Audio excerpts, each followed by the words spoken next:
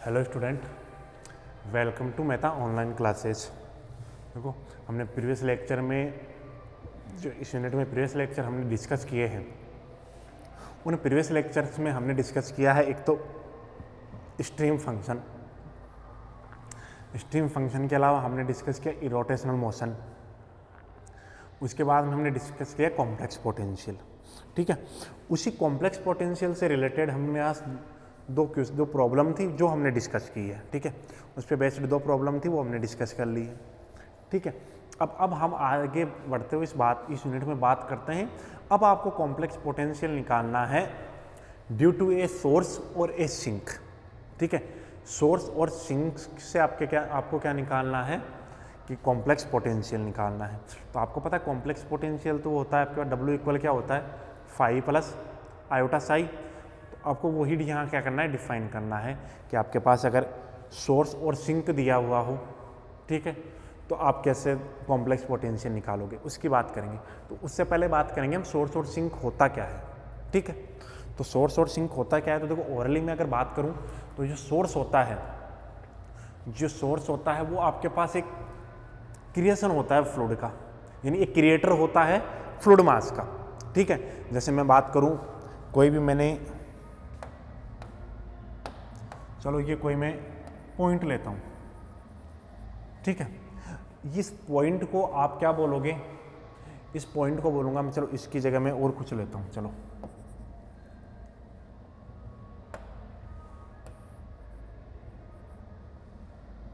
ठीक है, ये मैंने कोई पॉइंट लिया।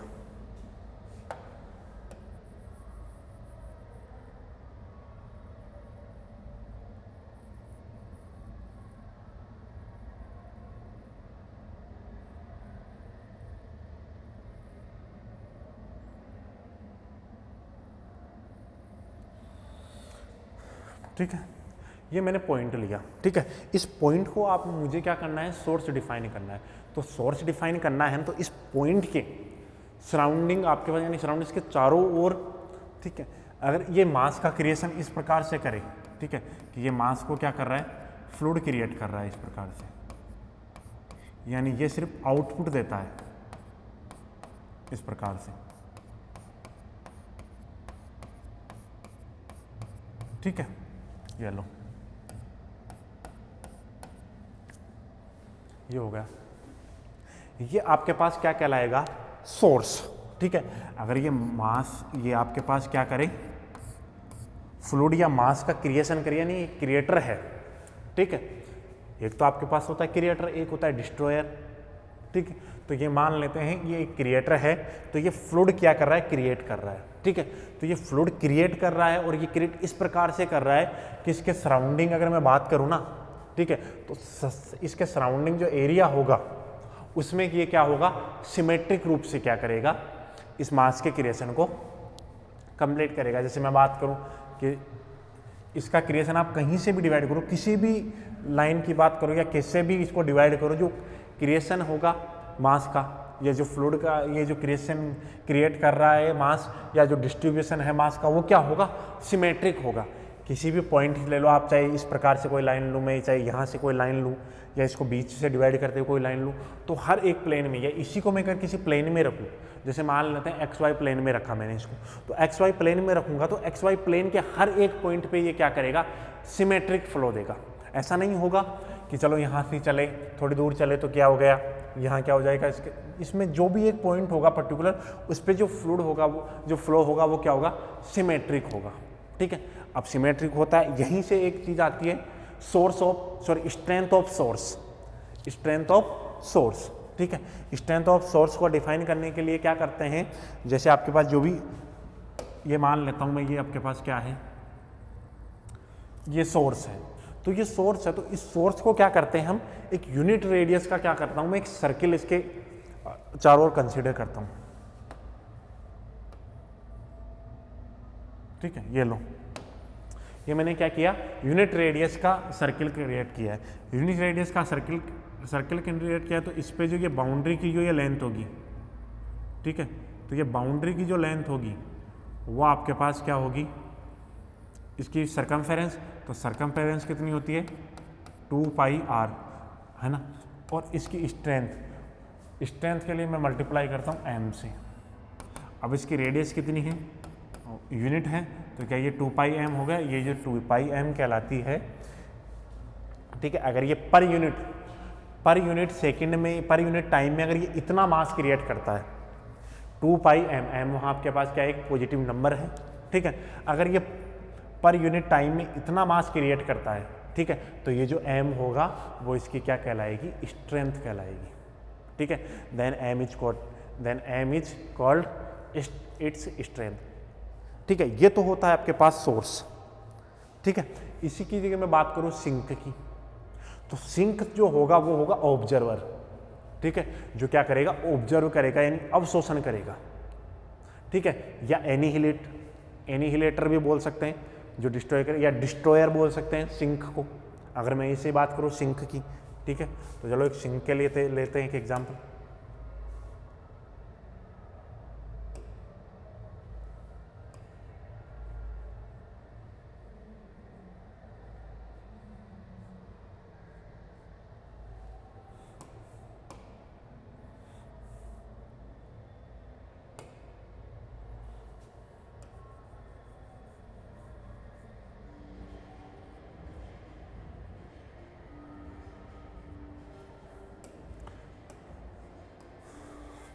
देखो ये होगा सिंक, और ये सिंक कब कहलाएगा, ये सिंक कहलाएगा कि ये क्या करे, जो मास है उसको क्या करे, फ्लूइड है उसको क्या करे, ऑब्जर्व करे, यानी क्या करे, ये क्या, इसका काम क्या होता है, अवशोषण करना।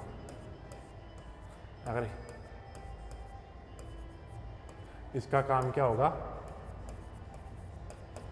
अवशोषण, जिसको हिंदी में ऑब्जर्व बोलते हो, और इसका काम क्या होगा, उत्सर्जित, ठीक है। तो जो सिंक होता है उसका काम क्या होता है, जो भी मास मिल रहा है ना, ठीक है, जो भी उसके आसपास मास है उसको ऑब्जर्व करना, यानी उसको ग्रहण करना, ठीक है। तो ये तो आपके पास क्या होगा, ऑब्जर्वर होगा, और ये क्या होगा, ये क्रिएटर होगा, और ये ऑब्जर्वर होगा, ठीक है। तो देखो अब जो क्रिएटर है कुछ बना रहा है, तो कुछ बना रहा है उसके पास है तभी तो वो दे रहा है, ठीक है। तो इसको हमेशा हम प्लस से याद रखते हैं, इस वाले टर्म को, कि इसकी स्ट्रेंथ हमेशा प्लस होगी, जबकि ये आपके पास क्या होगा, नेगेटिव होगा। नेगेटिव क्यों होगा, क्योंकि ये ऑब्जर्व कर रहा है, ये चीज़ों को ले रहा है, तो ले रहा है तो ऋणी हो रहा है। अरे मैं किसी के पास अगर कोई चीज़ लेता हूँ तो उसका मेरे पे कर्ज हो गया ना, जैसे मैंने किसी से, अपने दोस्त से पैसे उधार लिए, ठीक है, तो मैं पैसे उधार ले रहा हूँ तो मैं उसका ऋणी हो गया। तो ऐसा ही है, ये जो सिंक होता है, सिंक क्या हो रहा है, इस सोर्स से क्या ले रहा है, स्ट्रेंथ को ये ऑब्जर्व कर रहा है। ये जो जितनी स्ट्रेंथ ये प्रोसेस कर रहा है, यानी ये जितनी ये क्रिएट कर रहा है ना, उतनी को ये क्या कर रहा है, ऑब्जर्व कर रहा है। तो ये दे रहा है और ये ले रहा है, तो देने वाला तो हमेशा क्या होता है, पॉजिटिव होता है, और लेने वाला क्या होता है, नेगेटिव होता है। तो सोर्स होता है वो हमेशा क्या, और उसकी जो स्ट्रेंथ होती है वो हमेशा पॉजिटिव होती है, जबकि जो सिंक होता है उसकी आपके पास जो स्ट्रेंथ होती है वो क्या होती है, नेगेटिव होती है, ठीक है। ये तो हमने समझाई। अब बात करते हैं पर्टिकुलर डेफिनेशन की। तो देखो पर्टिकुलर डेफिनेशन की बात करते हैं इसकी। तो देखो 2 डायमेंशनल सोर्स एंड सिंक्स, यानी 2 डायमेंशनल सोर्स और सिंक। तो देखो जो मैंने डेफिनेशन है वो देखो क्या है आपके पास। If the motion of a liquid in the XY plane is such that it consist of symmetrical radial flow in all direction proceeding from a point, the point is called a 2 dimensional simple source. ये क्या लिखा हुआ है, ये रेखा है आपके पास, देखो एक पॉइंट है कोई, ठीक है, उसको आपने रखा XY प्लेन में, ठीक है। तो वो क्या करता है, एक रेडियल फ्लो देता है। रेडियल फ्लो देने का मतलब होता है, देखो रेडियल और ट्रांसवर्स 2 वर्ड हैं, ठीक है, रेडियल और ट्रांसवर्स 2 वर्ड हैं। तो मैं इनको देखो एक बार थोड़ा सा यहाँ लिखता हूँ मैं, रेडियल और ट्रांसवर्स, ये पॉइंट है, ठीक है। ये अगर ये पॉइंट इस प्रकार से अगर मूव होगा ना, और इस प्रकार से, ये 2 आपने देखो BSc में भी इस प्रकार से पढ़ोगे। इस पॉइंट के रेस्पेक्ट में मैं मान लेता हूँ इस पॉइंट के कोऑर्डिनेट r, θ है, ठीक है।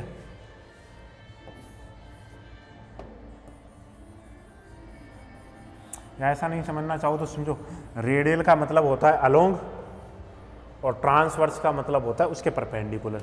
तो आपने क्या देखा, if the motion of a liquid in the x Y plane is such that it consist of symmetrical radial flow, कि ये क्या करता है, एक सममित रेखीय या अरीय जो आपके पास फ्लो है, प्रवाह है, उसको क्या करता है, ये कंसीडर करता है इन ऑल डायरेक्शन, सभी दिशाओं में, प्रोसीडिंग फ्रॉम ए पॉइंट, और वो कहाँ होता है, एक पॉइंट से पास, एक पॉइंट से फ्लो हो रहा है, वो एक पॉइंट है, वो फ्लो क्या कर रहा है, डायरेक्ट कर रहा है आपके पास।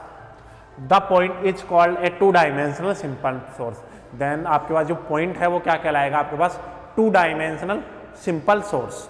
इसी प्रकार सिमिलरली मैं यहाँ प्रोसीजिंग की जगह क्या करूँगा, ऑब्जर्विंग कर दूंगा या एनिहिलेटिंग कर दूंगा, एनिहिलेटिंग फ्रॉम ए पॉइंट, तब आपके पास वो क्या कहलाएगा, the point is called two dimensional simple sink. ये जो प्रोसीडिंग है उसकी जगह क्या करेंगे, एनिहिलेटिंग करेंगे या डिस्ट्रॉय करेंगे, ठीक है, या ऑब्जर्व करेंगे, कि अगर वो ऑब्जर्व कर रहा है, ठीक है, तब वो जो पॉइंट ऑब्जर्व कर रहा है उसको आप क्या बोलोगे, सिंक डिफाइन करेंगे, उसको क्या डिफाइन करेंगे हम, सिंक डिफाइन करेंगे, ठीक है। अब ये तो आपके पास हो गया सोर्स और सिंक की डेफिनेशन। अब बात करते हैं इनकी स्ट्रेंथ, जो अभी मैंने डिफाइन की थी, कि उसके जो भी आपके पास पॉइंट है उसके चारों ओर हम क्या करेंगे, यूनिट रेडियस का क्या करेंगे, एक सर्किल कंसीडर करेंगे, ठीक है, रेडियस का सर्किल कंसीडर करेंगे। देन अगर वो पर यूनिट टाइम में अगर आपके पास सोर्स है तो वो आपको कितना मास प्रोवाइड करवाना चाहिए, 2 पाई m, ठीक है। और यदि अगर वो आपके पास क्या है, सिंक है, तो वो कितना ऑब्जर्व करना चाहिए, 2 pi m। Then m called is strength of source, ठीक है, प्लस m, तो और माइनस m से डिनोट करेंगे स्ट्रेंथ ऑफ सिंक, ठीक है। तो देखो उसकी डेफिनेशन देख लेते हैं, पहले एक बार ये फिर से समझ लो। The motion of a liquid motion in X Y plane, ये क्या है कि किसी भी पॉइंट से आपके पास फ्लो आपके पास क्या हुआ है, प्रोसीज हो रहा है या प्रोड्यूस हो रहा है, तो वो क्या होना चाहिए, एक दिशा में होना चाहिए, और सभी दिशाओं में क्या होना चाहिए, वो समान होना चाहिए, सिमेट्रिक होना चाहिए, सममित होना चाहिए, तब वो पॉइंट क्या कहलाता है आपके पास, सिंपल सोर्स। नेक्स्ट तो देखो ये आपके पास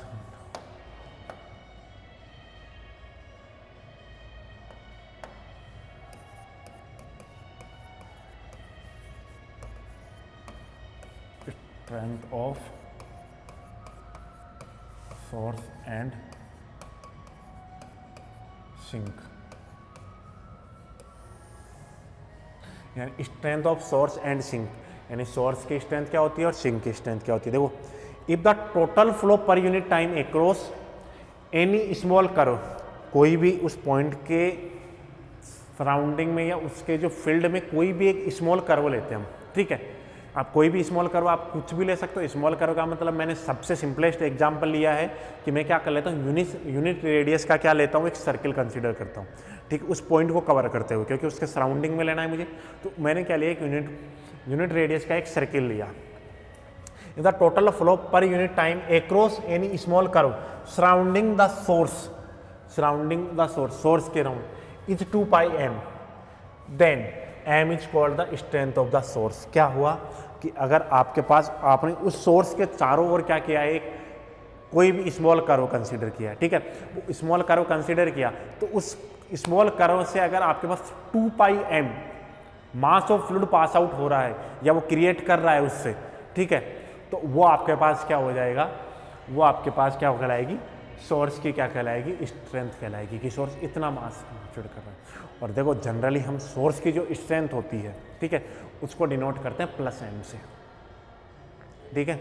अभी बताया मैंने सोर्स का काम क्या है ना, क्रिएट करना, तो जो क्रिएटर होता है वो हमेशा क्या होता है, पॉजिटिव होता है, और उसके पास खुद के पास है तभी तो वो देगा, ठीक है। अगर कोई किसी व्यक्ति के पास कोई चीज़ होगी तभी तो आपको प्रोवाइड करवाएगा, जब उसके खुद के पास ही नहीं है तो आपको कहाँ से देगा, ठीक है।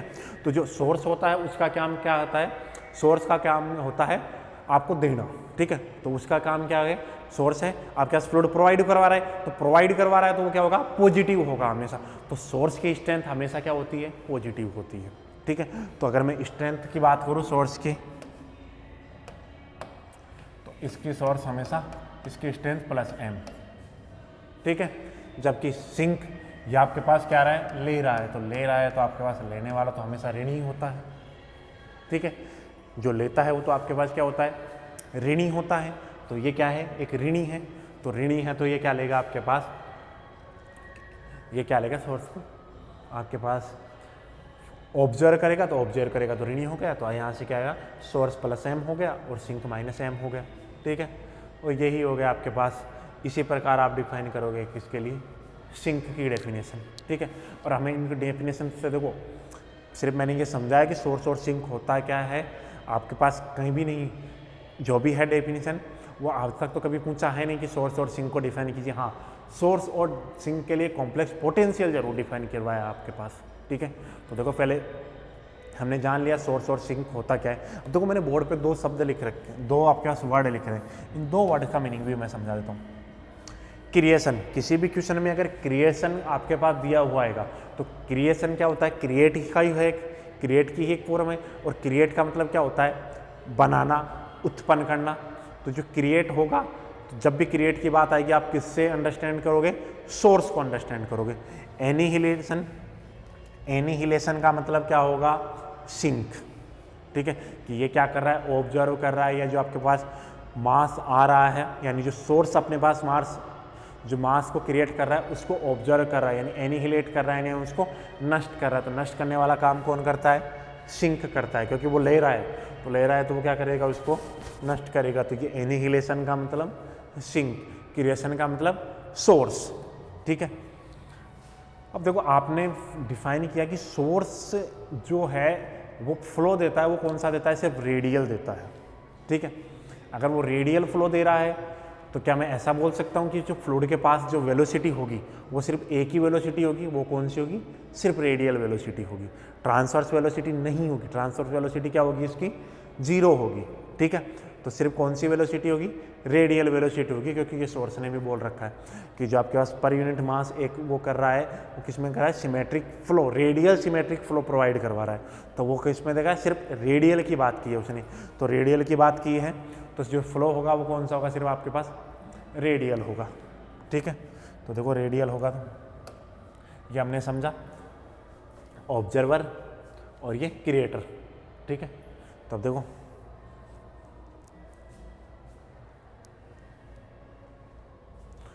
चलो इसके लिए प्रूफ कर लेते हैं हम। Since it is clear that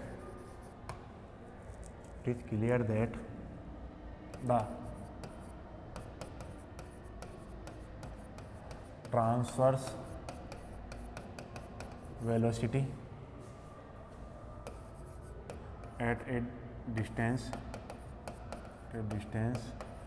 small r from the source is 0। ठीक है, since it is clear that the transverse velocity at A distance small r from the source is 0। क्या दिया है, अभी हमने बोला है कि फ्लो होगा वो सिर्फ रेडियल फ्लो होगा, तो रेडियल होगा तो जो वेलोसिटी होगी वो भी सिर्फ रेडियल ही होगी, कोई ट्रांसवर्स वेलोसिटी नहीं होगी। ठीक है, और ट्रांसवर्स वेलोसिटी, रेडियल वेलोसिटी आप जानते हो, ट्रांसवर्स वेलोसिटी होती है r डॉट और रेडियल वेलोसिटी कितनी होती है, r थीटा डॉट। ठीक है, ये दो ही तो वेलोसिटी आपने, अरे आपने थर्ड ईयर में पढ़ा था, जो आर डॉट होता है वो तो आपके पास क्या होता है, रेडियल, और आर थीटा डॉट होता है वो क्या होता है, ट्रांसवर्स वेलोसिटी। तो ये आर डिस्टेंस पे होगी। ठीक है, तो ये आपके पास क्या होगी, 0 होगी।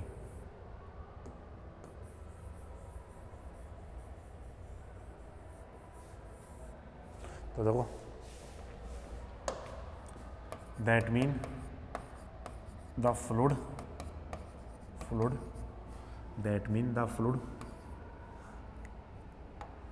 have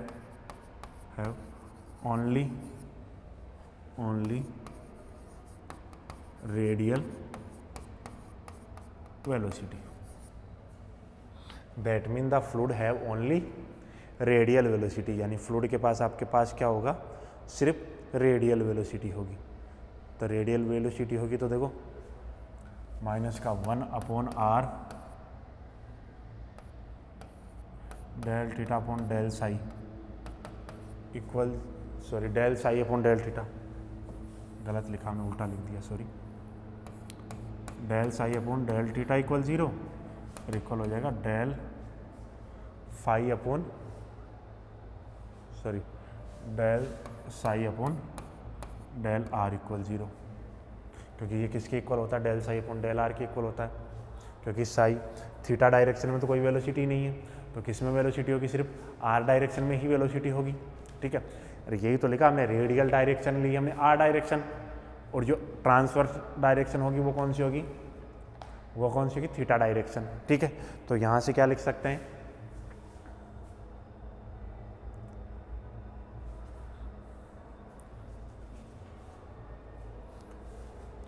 अब यहाँ से देखो ये आपके पास, सॉरी ये यहाँ साई नहीं है, फाई है,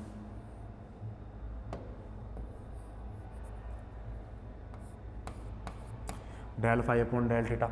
अब फिर मैंने सी आर इक्वेशन यूज की, तो सी आर इक्वेशन यूज करोगे तो देखो del psi upon del r जो पोलर इक्वेशन में थी, तो यहाँ से देखो आप क्या लिख सकते हो,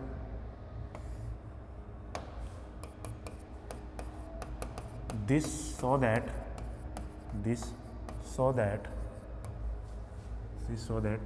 the phi is independent from theta। इससे क्या हो रहा है कि आपके पास जो फाई है वो किसका फंक्शन नहीं है, थीटा का फंक्शन नहीं है, एंड और जो साई है वो किसका फंक्शन नहीं होगा, आर का फंक्शन नहीं होगा, कि del psi upon del r. अरे किसी का भी डेरिवेटिव किसी दूसरे के रेस्पेक्ट में 0 आता है तो उसका क्या मीनिंग होता है कि ये इसका फंक्शन नहीं है, तभी तो इसका डेरिवेटिव 0 आया है। ठीक है, and psi is not a function of r. ठीक है, this so that the phi is independent from theta and psi is not a function of r. तो आपके पास फाई किसका फंक्शन नहीं होगा, थीटा का, और साई किसका फंक्शन नहीं होगा, आर का। Then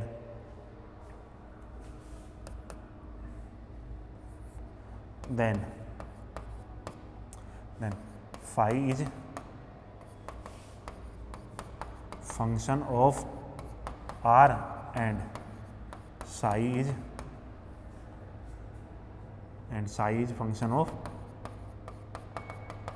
function of theta. ठीक है, फाई देखो अब पोलर कोऑर्डिनेट में 2 ही कोऑर्डिनेट होते हैं, आर और थीटा। ठीक है, अगर कोई आर का फंक्शन नहीं होगा तो थीटा का होगा, थीटा का नहीं होगा तो आर का होगा। ठीक है, तो देखो यहाँ से लिखा this so that phi is independent from theta and psi is not a function of r, then phi is a function of r and psi is a function of theta. ठीक है, अगर आर का नहीं है तो theta का तो होगा। ठीक है, तो यहां से तब हम क्या लिखेंगे, देखो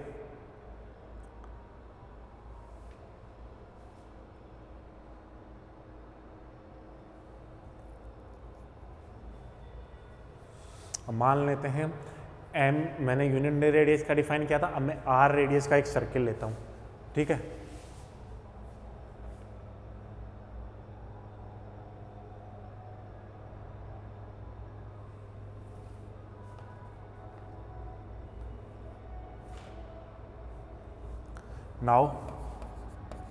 now we take a small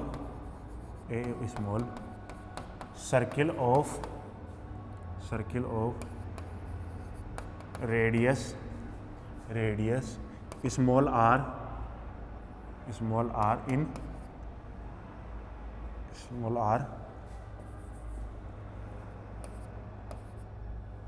SO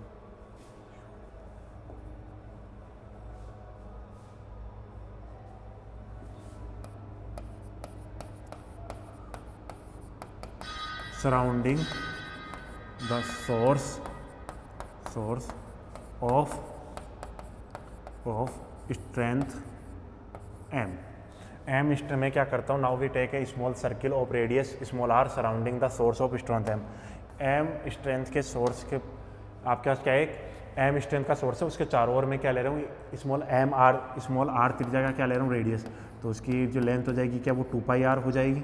ठीक है, अब 2πr से वो कितना आपके पास क्या फ्लूइड कंसीडर करता, ऑब्जर्व करता, उसके लिए क्या माइनस का del phi upon del r ठीक है। ये आपके पास क्या ली हमने, वेलोसिटी, इक्वल कितना हो जाएगा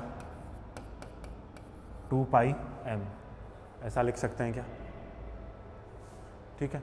तो क्या यहाँ से 2π से 2π को कैंसिल करोगे तो क्या यहाँ से माइनस का del phi upon del r equal बन गया m अपॉन आर। तो दिस इम्प्लाई क्या यहाँ से ऐसा लिख सकता हूँ मैं, यहाँ से क्या माइनस का डेल फाई इक्वल हो जाएगा m upon r del r on integration, on integration. तो देखो इंटीग्रेशन करेंगे तो इंटीग्रेशन पे क्या मिलेगा मेरे को, यहाँ तो यहाँ फाई मिल गया, क्या इधर माइनस का m log r plus a constant मिलेगा, ठीक है। तो देखो एंड इसको क्या मैं 5 इक्वल माइनस का m log r लिख सकता हूँ, वेयर द कांस्टेंट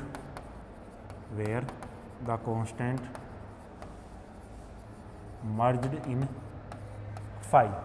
जो आपके पास कांस्टेंट है वो किसके अंदर मर्ज किया हमने, फाई में मर्ज किया है, ठीक है। तो एक बार देखो इसको मैं फिर से समझाता हूँ। देखो आपने पता है, आपने देखो सोर्स को डिफाइन किया, ठीक है। तो सोर्स को डिफाइन किया तब आपने क्या बोला, सोर्स को जब मैंने डिफाइन किया तो क्या बोला, वो जो फ्लो है वो सिमेट्रिक, रेडियल सिमेट्रिक होना चाहिए, ठीक है। तो since it is clear that the transverse velocity at A distance r from the source is 0, यानी जो ट्रांसवर्स वेलोसिटी होगी वो क्या होगी, 0 होगी, ठीक है। That mean the fluid have only radial velocity, यानी क्या है, फ्लूइड के पास सिर्फ क्या होगी, रेडियल वेलोसिटी होगी। तो जो फाई है वो क्या वेलोसिटी पोटेंशियल होता है, तो जो फाई है वो क्या होना चाहिए, ट्रांसवर्स वेलोसिटी नहीं होनी चाहिए। तो 2 डायरेक्शन होती है आपके पास, मैंने पहले समझा, देखो 2 डायरेक्शन होगी, ये r डायरेक्शन होगी, ये थीटा डायरेक्शन होगी। तो जो इसके अलोंग होगी वो तो रेडियल होगी, इसके परपेंडिकुलर होगी वो क्या होगी आपके पास, ट्रांसवर्स। तो ट्रांसवर्स होगी तो ट्रांसवर्स वेलोसिटी तो है ही नहीं, तो ट्रांसफर वेलोसिटी नहीं तो वेलोसिटी किसका फंक्शन नहीं होनी चाहिए, थीटा का फंक्शन नहीं होनी चाहिए। अब आपको पता है क्या कि जो फाई होता है वो क्या होता है, वेलोसिटी पोटेंशियल, वही आपके पास क्या प्रोवाइड करवा सकता है, वही क्या प्रोवाइड करता है आपके पास, वेलोसिटी कंपोनेंट। तो क्या यहाँ से मैं लिख सकता हूँ कि जो फाई है वो थीटा डायरेक्शन में इसका कोई कंपोनेंट नहीं होगा। यह आपके पास सी आर इक्वेशन है, सी आर इक्वेशन से लिखा हमने माइनस का 1 upon r del r upon del phi equal del theta equal 0, और इसका सेकेंड पार्ट होता है del psi upon del r. तो ये दोनों 0, तो यहाँ से क्या मैं ऐसा लिख सकता हूँ, del phi upon del theta भी 0 आ रहा है और del psi upon del r भी 0 आ रहा है, यानी फाई का अगर थीटा के रेस्पेक्ट में करोगे तो वो भी 0, साई को थीटा के रेस्पेक्ट में, साई को आर के रेस्पेक्ट में डिफ्रेंशिएट करोगे तो वो भी 0। तो देखो this so that the phi is independent from theta, यानी फाई भी आपके पास थीटा पर डिपेंड नहीं करता, and psi is not a function of r, और साई किसका फंक्शन नहीं है, आर का फंक्शन नहीं है। Then phi is function of r, तो देखो अब फाई किसका, थीटा का नहीं है तो किसका होगा, आर का, and psi is function of theta, क्योंकि साई किसका नहीं है, आर का नहीं है, तो वो किसका होगा, थीटा का। तो देखो now we take a small, अब देखो मुझे स्ट्रेंथ डिफाइन करनी है, तो स्ट्रेंथ डिफाइन करने के लिए हमने क्या लिया था कि जो भी सोर्स है या जो भी सिंक है उसके सराउंडिंग में हमें क्या लेना है कि स्मॉल कर्व लेना है, ठीक है। तो स्मॉल कर्व की बात करते हैं। Now we take a small circle of radius small r surrounding the source of strength m, यानी जो आपके पास सोर्स है जिसकी स्ट्रेंथ क्या है, स्मॉल एम है, ठीक है, उसके चारों ओर मैंने कंसिडर किया है। तो देखो चारों ओर कंसिडर किया है, तो उस सोर्स के आपके पास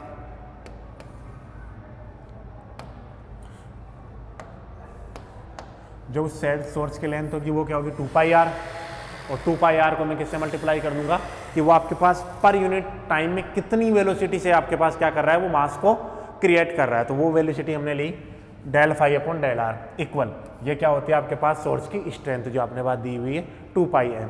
तो देखो 2π से 2π कैंसिल करेंगे, तो 2π से 2π कैंसिल किया और r को उस तरफ डिवाइड कर देते हैं, तो क्या माइनस का del phi upon del r बनेगा, इक्वल क्या हो जाएगा m अपॉन आर। तो यहाँ से देखो वेरिएबल सेपरेबल मेथड से मैं क्या करता हूँ, वेरिएबल को सेपरेबल करता हूँ। तो देखो डेल फाई इस तरफ आ जाएगा, डेल आर उधर चलेगा, ऑन इंटीग्रेशन करेंगे तो डेल फाई का तो फाई हो जाएगा इक्वल, एम तो कांस्टेंट है तो ये इधर तो माइनस का एम, और 1 अपॉन आर का क्या होता है log आर, और ये एक इंटीग्रेशन कांस्टेंट, ठीक है। अब फाइनल मैंने देखो लिखा फाई इक्वल लिखा है माइनस का m log r, where the constant merge in phi. तो जो आपके पास ए है इसको मैंने किस में कंसीडर किया दिया है, इस फाई में कंसीडर किया है। तो देखो क्या फाई आपके पास log r का फंक्शन आ रहा है, और यही हम लेके चले थे कि आपके पास फाई किसका फंक्शन होगा, फाई सिर्फ फंक्शन होगा r का, और इंडिपेंडेंट किससे होगा, थीटा से। ठीक है, तो नेक्स्ट लेक्चर में हम बात करेंगे जो साई आपके पास साई और बच गया जिसको हमें फंक्शन दिखाना है किसका, थीटा का। तो नेक्स्ट लेक्चर में डिस्कस करेंगे हम थीटा के बारे, साई के बारे में।